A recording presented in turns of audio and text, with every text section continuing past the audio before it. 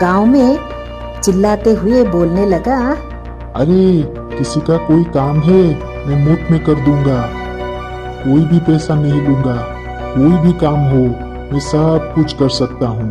इसे बोलते बोलते वो गांव की गलियों में जाने लगा। उसी गांव का जमींदार बहुत ही शातिर था। उसको बिना पैसे के कैसे काम लिया जाता है बहुत ही अच्छे से उसको मालूम था, और एक पैसा भी वो खर्च ना करके कैसे सबसे काम लेना है उसको बहुत अच्छी से पता था। वो हमेशा चाहता था जैसे कि उसकी जेब से एक भी पैसा खर्च ना हो और उसका काम हो जाए। इसी तरह जैसे ही शांताराम की आवाज पड़ी तब तुरंत वो बाहर आया और शांताराम को बुलाया। तुम क्या कर सकते हो, कौन सा काम कर सकते हो?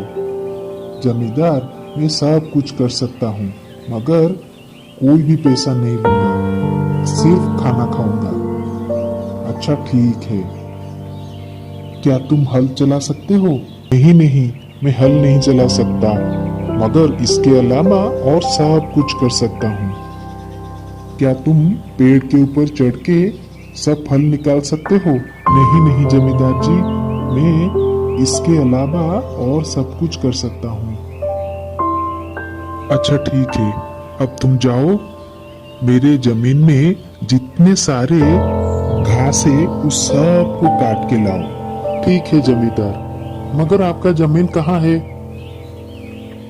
अच्छा, मैं जो बताता हूँ उसको ध्यान से सुनो। मेरे घर से जैसे ही निकलोगे एकदम सीधा जाना, पूरा तुम्हारे नाक की सीधा जाना। थोड़ी दूर जाने के बाद आगे एक नारियल का पेड़ आएगा। उसके बाद तुम और 10 कदम चलने के बाद मेरा जमीन आएगा। ठीक है जमींदार जी, अभी मैं चलता हूँ। ऐसे कह के शांताराम वहाँ से निकल पड़ा और नाक के सीधे जाने लगा। थोड़ी दूर के बाद सचमुच में एक नारियल का पेड़ आया। शांताराम वहीं पर रुक गया। अरे जमींदार ने तो मुझे बताया था नाक के सीधे जाने से नारियल पेड़ आएगा, अभी उसके बाद मैं कैसे जाऊं?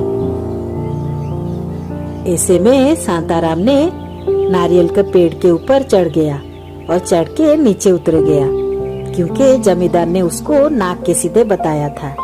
उतरने के बाद जमींदार ने कहा था 10 कदम चलना। वो 10 कदम चलने लगा और जैसे ही उसका कदम खत्म हुआ एक बड़ा सा जमीन था। शांताराम कहने लगा, अच्छा तो यही है जमींदार का जमीन। ऐसे करके जमीन में जितने सारे घास थे सारे काट के वहाँ पर जमा किया और जितना हो सके उतना अपने सर में लाद कर घर वापस आया। जमींदार ने कहा था उसको आंगन में रखने के लिए। शांताराम वो आंगन में जाके जगह ढूंढ रहा था कहाँ पर रखेगा। तभी जमींदार की पत्नी जमींदार से लड़के गुस्सा होके वहाँ पर बैठी थी। शांताराम जमींदार की पत्नी से पूछने लगा, मालकिन मैं ये घास कहाँ पर रखूं? जमींदार की बीबी बहुत ही गुस्से में थी।